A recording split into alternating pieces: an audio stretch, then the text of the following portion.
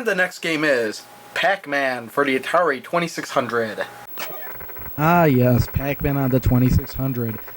This game really isn't that bad as long as you don't think of it as a conversion of Pac-Man. Yeah, of course, if you think of it as a conversion of the arcade game Pac-Man, it's horrible. But kind of as its own game, it's not that bad. But as I was playing this, I did okay for the first couple levels, but then I was having some awful problems with collision detection at the end. I just was getting hit where I felt like I shouldn't have been getting hit. And because of that, I only played one round of this and then got tired and didn't want to play it anymore. So basically, this is my first and only game of Pac-Man. I know Broken 1394 has beat the score that I got, but I'll just let the rest of this video play out and see my score on this game.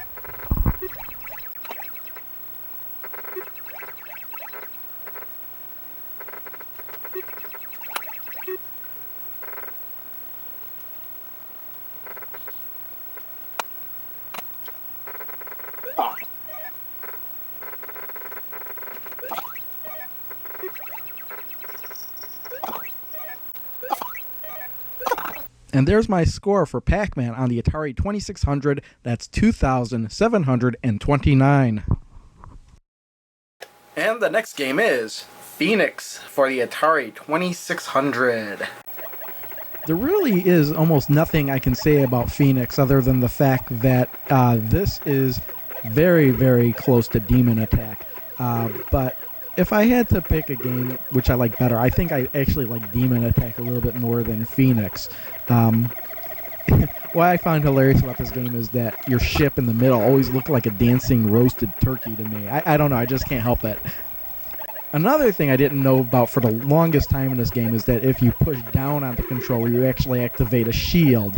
While you can still shoot through your shield, you can't move.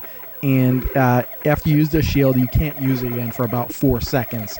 And this is another game where the mothership just kept annihilating me. I'd lose all my lives on the mothership.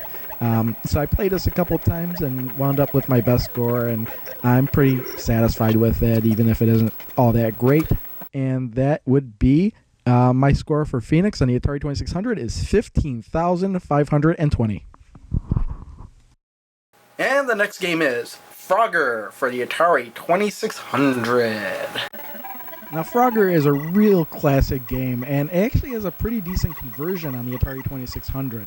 Now, I was playing on the easy difficulty switches, which is mode B, I think, difficulty B, and I actually used that to my advantage, and what that meant I could do was actually ride the logs off the screen and reappear on the other side, which could be considered kind of cheating, but since the game allowed it, and there was really no stipulation saying that the difficulty switches had to be on A or B. I left them on B for all these Atari 2600 games, and I just used that, riding the turtles and the frogs, or the turtles and the logs off the screen to my advantage. Now, once I got to about the third or fourth screen, I can't remember which, the traffic was just moving way too much, and it was way too tight for me, and I basically was losing my lives in the traffic.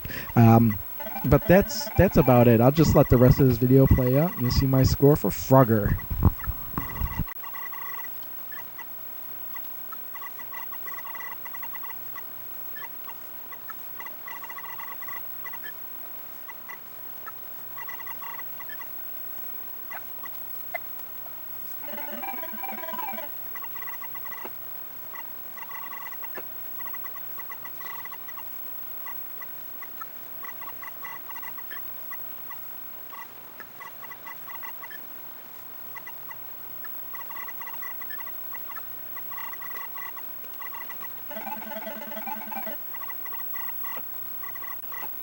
And there's my score for Frogger on the Atari 2600. That's 2003.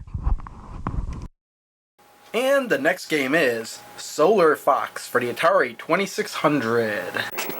Now, this game was really short, so I don't have too much time to talk about it, but this is basically my first time ever playing the game, or the first couple times ever playing the game. This is about my 6th try at it, and I was pretty happy with it, because I actually got to a bonus level, which I didn't even knew existed.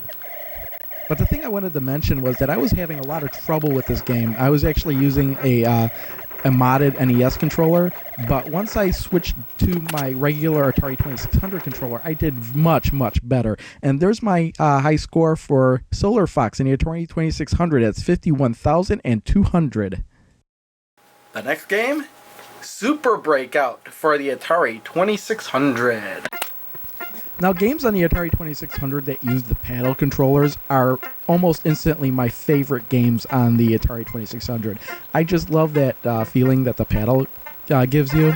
So when I was playing the Super Breakout, I made sure to play this many, many times in order to get a decent score, so I didn't really embarrass myself. Who knows? I may still be embarrassing myself, but yeah, the score that I got was a halfway decent score, and I kind of wanted to move on after I was done playing with it, so I stuck with the score I got. Now what we're watching here is setting 7, which is the progressive mode where the blocks just keep coming down on you. Now, there are two things that'll trip you up with this game, and the first is that once you start hitting blocks up a certain distance of the screen, the ball speed will instantly double, making it harder. And also, if you happen to hit the very top of the screen, your paddle halves in size. And there's my score for Super Breakout on the Atari 2600, a very hard-to-read 1,304 points. And the scores will continue in the next and final part of this video response. Yes, it was a good idea to come here. At first. How does Jeff